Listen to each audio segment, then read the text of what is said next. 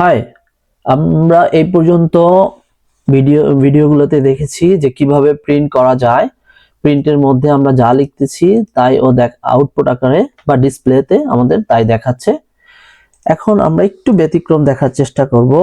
আমরা দেখি, আমি এখানে লিখলাম প্রাইস ইকুয়ালস টু 100, 100 দিয়ে দিলাম। তারপর লিখলাম প্রিন্টের মধ্যে আমি প্রাইস লিখে দিলাম। এখন যদি আমি এটা এক্সিকিউট করি, যেহেতু একটু খেয়াল করলে দেখা যাবে আমি এখানে কোনো ডাবল কোটেশন দেইনি।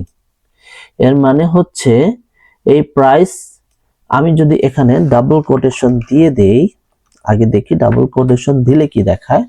সাধারণত যেহেতু আমি এতক্ষণ বলে আসছি যে ডাবল কোটেশনের মধ্যে আমি যা দেব ও এক্স্যাক্টলি তাই আমাকে ডিসপ্লে করে দেখাবে।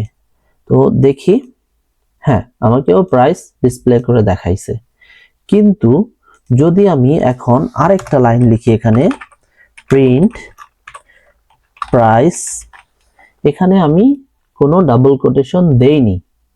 এর মানে হচ্ছে এই প্রাইস শব্দটা একটা পাত্রের মতো, যদি আমি কল্পনা করি এই পাত্রের মধ্যে এই 100 ভ্যালুটা আছে।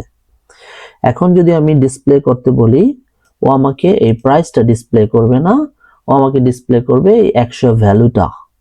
তার মানে আমি যদি কোটেশন ছাড়া দেই, ও এটাকে একটা, আপাতত আমরা চিন্তা করতে পারি একটা পাত্রের মতো চিন্তা করে, এবং এই পাত্রের ভেতরে যা আছে ও সেটা দেখাবে। সো আমরা যদি এখন এই পুরোপুরি সম্পূর্ণ কোডটাকে রান দিয়ে এক্সিকিউট করি, ও প্রথমে দেখাবে এই প্রাইস শব্দটা, প্রথম লাইনটা এক্সিকিউট করবে। এখন প্রশ্ন জাগতে পারে এই লাইনটা কেন এক্সিকিউট করলো না, ওটা আমরা আসতেছি। আগে বলি এটা কি দেখাবে। প্রথমে দেখাবে এই প্রাইস শব্দটা, কারণ এটা ডাবল কোটেশনের মধ্যে আছে, এক্স্যাক্টলি যা আছে তাই দেখাবে। পরবর্তী এই লাইনটা যেহেতু আমি ডাবল কোটেশন দেইনি, ও দেখাবে এই পাত্রটার মধ্যে কি ছিল, 100 ভ্যালু ছিল।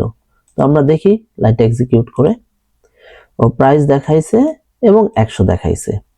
এখন প্রশ্ন আসতে পারে এই লাইনটাকে কেন কিছু দেখাইলো না। যেহেতু আমরা এখানে কোনো প্রিন্ট দেই না, আমরা যদি কোনো কিছু দেখতে চাই, এখানে যদি ডিসপ্লেতে কোনো কিছু দেখতে চাই, ধরে নেওয়া যাক এটা হচ্ছে ডিসপ্লে, এটা আমাদের আউটপুট। এটাকে যদি আমরা কোনো কিছু দেখতে চাই, আমাকে প্রিন্ট শব্দটা দিয়ে দেখাতে হবে। যেহেতু এখানে আমি প্রিন্ট শব্দ দেইনি, ও এই লাইনটা এক্সিকিউট করবে। এই লাইনটা কি করতে বলা হয়েছে, এখানে বলা হয়েছে এই 100টাকে ধরে তুমি প্রাইসের মধ্যে দিয়ে দাও। ও সেটাই করছে, যেটা আমি যেহেতু বলি নাই এটাকে প্রিন্ট করো, ও প্রিন্ট করবে না। ও এই লাইনে আমি বলেছি প্রিন্ট করো, প্রাইস প্রিন্ট করছে। তারপরে এই লাইনে আমি বলছি প্রাইসের ভেতরে কি আছে সেটাকে প্রিন্ট করো, ও তাই করেছে। তো এই ভিডিওতে এই পর্যন্তই।